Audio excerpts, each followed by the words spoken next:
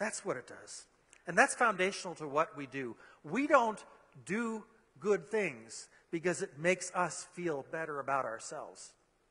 If we did that, we'd be a social services agency or any kind of charity. We do it because the love of Christ compels us.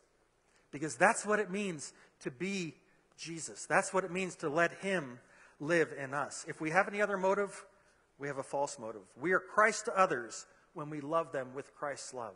It's not a question of do we do evangelism or do we meet needs. It's as we are transformed into the likeness of Christ, the goodness of Christ will naturally flow out of us. Jesus saved people's souls. He also cared about their bodies and their lives. He cared that they had opportunity as well in this world.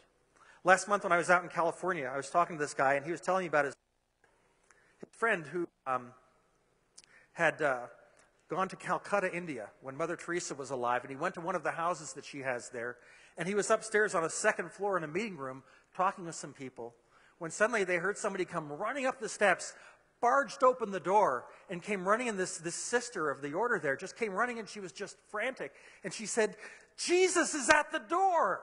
Jesus is at the door, and he needs our help." Well, you can imagine that that would get your attention, wouldn't it?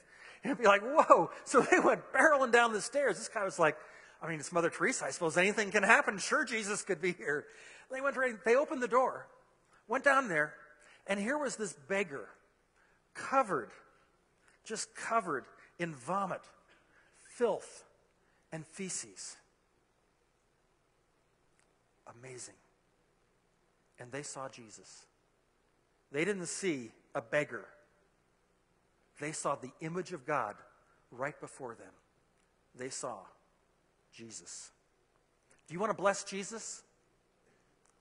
Then bless your neighbor. Mother Teresa one time said, "Every opportunity to show compassion is an opportunity to serve Jesus and to meet Jesus in a distressing disguise." To meet Jesus in a distressing disguise. You know, every one of us has a part in that. There's no place to hide in the church. There isn't. And there's no place for pride in the body of Christ.